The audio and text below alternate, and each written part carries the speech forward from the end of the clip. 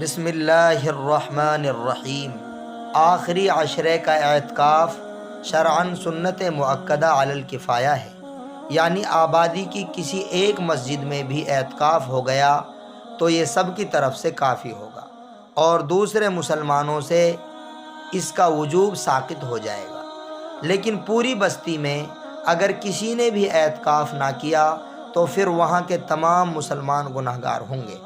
مسنون اعتکاف کا وقت 21ویں شب سے شروع ہو کر عید الفطر کے چاند طلوع ہونے تک ہے، اس لیے مردوں کو چاہیے کہ وہ 20واں روزہ مسجد میں جا کر ہی افطار کریں، جبکہ خواتین بھی غروب آفتاب سے پہلے اپنی جائے اعتکاف میں پہنچ جائیں۔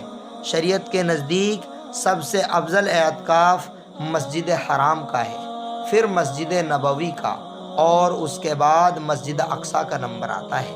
اگر اللہ نے وسعت دی ہے تو کسی سال اعتکاف کے لیے حرمین شریفین کا سفر بھی ضرور کرنا چاہیے۔ لوگ کھیل تماشوں کے لیے آج لندن اور امریکہ کا سفر کرتے ہیں تو مومن اجر و ثواب کے لیے دیار حبیب کا سفر کیوں نہیں کر سکتا؟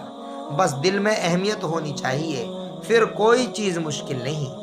آج بھی اللہ کے فضل و کرم سے دنیا میں لاکھوں مسلمان ایسے موجود ہیں جو صرف اعتکاف کے لیے رمضان میں حجاز مقدس کا سفر کرتے ہیں۔ باری تعالی ہر امتی کو اس کی توفیق نصیب فرمائے۔ ظاہر ہے اتنی وسعت آج ہر ایک کو میسر نہیں، اس لیے حرمین کا سفر ممکن نہ ہو تو پھر اپنے شہر کی جامع مسجد میں بیٹھنا افضل ہے۔ اگر وہاں بھی مشکل ہو تو محلے کی اس مسجد میں اعتکاف کریں جس میں 5 وقت نماز باجماعت ہوتی ہو۔ اعتکاف کی حالت میں طبعی تقاضوں کے بغیر مسجد سے نکلنے کی اجازت نہیں ہوتی۔ امام ابو داؤد نے حضرت عائشہ صدیقہ رضی اللہ تعالی عنہا کا ارشاد نقل کیا ہے، فرماتی ہیں کہ شرعی اصول یہ ہے کہ معتکف نہ مریض کی عیادت کو جائے، نہ جنازے کی نماز کے لیے باہر نکلے، نہ بیوی سے صحبت کرے، نہ اس کے قریب جائے، اور اپنی ضرورتوں کے لیے بھی وہ مسجد سے باہر نہیں جا سکتا سوائے ان تقاضوں کے جنہیں پورا کرنا ہی پڑتا ہے۔ روزے کے بغیر اعتکاف نہیں ہوتا، اور اعتکاف کے لیے مسجد بھی ایسی ہونی ضروری ہے جس میں نماز باجماعت کا نظم ہو۔ شریعت کے نزدیک مسجد کا اطلاق صرف اسی حصے پر ہوتا ہے جو نماز پڑھنے کے لیے بنایا گیا ہے، مثلا ہال، برآمدہ اور صحن، رہ امام و مؤذن کے کمرے، وضو خانے اور بیت الخلاء وغیرہ تو یہ مسجد سے اٹیچ تو ہوتے ہیں لیکن مسئلے کی روح سے اس میں داخل نہیں ہوتے، اس لیے وہاں بھی بس پیشاب پاخانے اور وضو کے لیے ہی جانے کی اجازت ہوگی، بلا ضرورت جانا درست نہیں۔ یہی پابندیاں مستورات پر بھی عائد ہوتی ہیں، وہ بھی اپنے معتکف میں رہیں اور استنجے وغیرہ ضرورتوں کے لیے ہی باہر نکلیں۔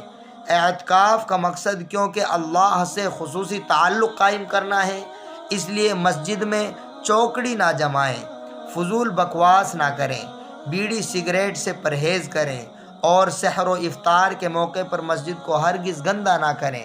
تلاوت و نوافل کا نظام پہلے ہی مرتب کر لیں تاکہ ان مبارک گھڑیوں کا ایک لمحہ بھی ضائع نہ ہو اور اعتکاف پوری طرح وصول ہو۔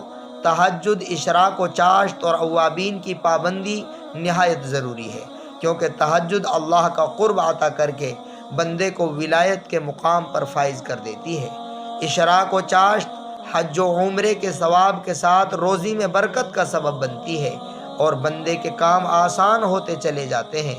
اسی طرح اوابین کے نوافل گناہوں کی معافی کے ساتھ بڑے اجر و ثواب کا باعث ہیں، جبکہ صلاۃ التسبیح تو گناہوں کا ایسا کفارہ ہے کہ حضور صلی اللہ علیہ وسلم نے اس کی تلقین کرنے کے بعد حضرت عبداللہ بن عمر رضی اللہ تعالی عنہ سے فرمایا، اگر تم بالفرض والمحال دنیا کے سب سے بڑے گناہگار ہوگے تو بھی اس کی برکت سے تمہیں بخش دیا جائے گا۔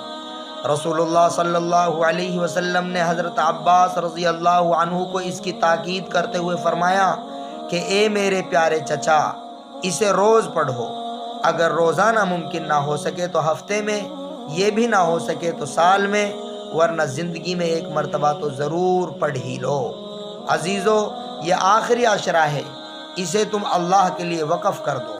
رسول اللہ صلی اللہ علیہ وسلم کا معمول بیان کرتے ہوئے حضرت عائشہ رضی اللہ تعالی عنہ فرماتی ہیں، جب رمضان کا آخری عشرہ شروع ہوتا تو رسول اللہ صلی اللہ علیہ وسلم کمر کس لیتے، پوری رات عبادت کرتے اور اپنے گھر والوں کو بھی جگا دیتے۔ دوسری حدیث میں فرماتی ہیں کہ آپ صلی اللہ علیہ وسلم آخری عشرے میں جتنی ریاضت کرتے تھے وہ دوسرے دنوں میں نہیں کرتے تھے۔ معلوم ہوا کہ آخری عشرے میں رسول اللہ صلی اللہ علیہ وسلم خود بھی بے حد عبادت کرتے اور اپنے گھر والوں کو بھی ترغیب دیتے کہ ان مبارک راتوں میں وہ بھی بیدار ہو کر اللہ کے دربار میں حاضر ہوں اور اپنا دامن انوار و برکات سے بھر لیں۔ صحابہ رضی اللہ عنہم اجمعین کے بارے میں آتا ہے کہ وہ اپنے گھر والوں کو جگانے کے لیے منہ پر پانی کا چھینٹا مارتے تھے تاکہ یہ مبارک راتیں فوت نہ ہوں اور ان میں سب عبادت کریں۔ اس لیے حضور صلی اللہ علیہ وسلم کی خواہش کے مطابق اگر ہم نے آخری عشرہ عبادت و پرہیزگاری میں گزار دیا تو ہمارا اعتکاف یقیناً اللہ کے یہاں مقبول ہوگا اور وہ ہمیں گناہوں سے پاک و صاف کر کے ایسا متقی اور پارسا بنا دے گا کہ ہماری روحانیت کا اثر پورے معاشرے پر پڑے گا اور ہم اللہ کی رحمت کے مستحق قرار پائیں گے۔ باری تعالی ہمیں مرنے سے پہلے ایسے اعتکاف کی توفیق ضرور نصیب فرمائیں۔